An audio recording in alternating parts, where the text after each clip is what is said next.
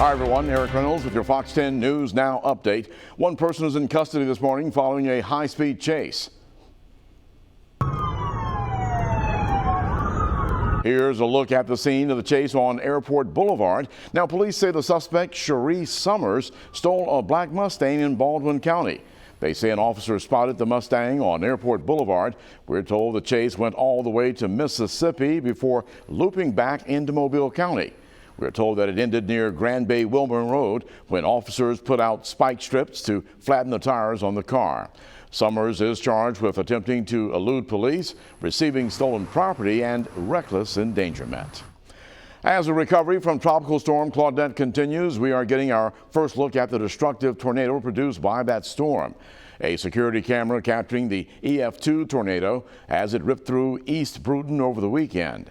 Now this video from W.S. Neal High School, which took a hit itself. Now the twister was on the ground for about 20 miles, destroying mobile homes and injuring 20 people, 2 of them seriously.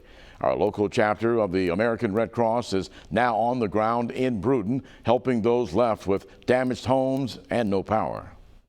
We started with the mobile feeding in the neighborhoods that were affected, so getting the hot meals out to them. Then we had a fixed site with hot meals, and then we had what we call disaster emergency supplies here. We got rakes and shovels and tarps and garbage bags and gloves, comfort kits and cleanup kits, and we've been serving about 60 families a day.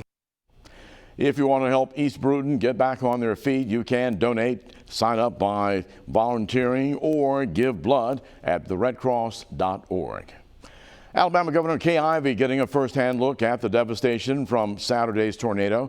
Governor Ivey started her tour in one of the hardest hit parts of East Bruton, a mobile home park on Andrew Jackson Street. Mobile homes were torn apart there, and 2 people who were tossed from their home are still recovering in the hospital. A family member of those victims told us that he is encouraged, though, by the governor's visit. It means a lot to all of us, not even just the family, but for the community, and it's just devastation. The important thing is for neighbors to continue to help neighbors and look out for one another. Help yourself, but help your neighbor as well. Governor Ivey says it's very important that tornado damage is reported. If a threshold of $7.5 million in uninsured losses can be documented, her office can then file for a disaster declaration.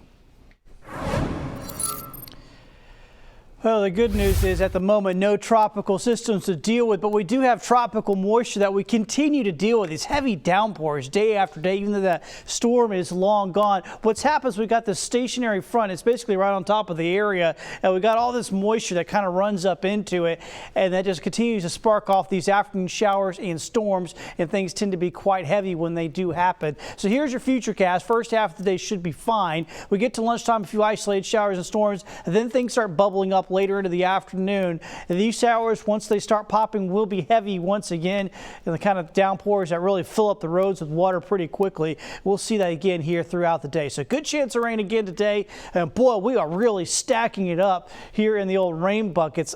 13.5 inches on the month of June, and we still have a whole other month to go. That's more than double what we typically get in June.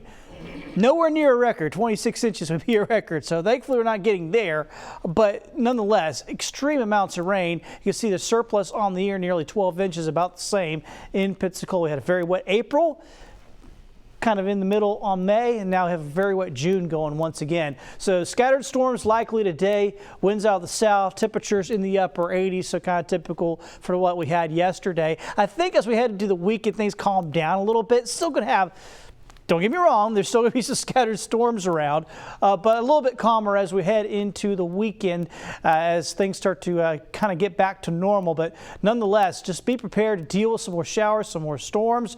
It is June after all.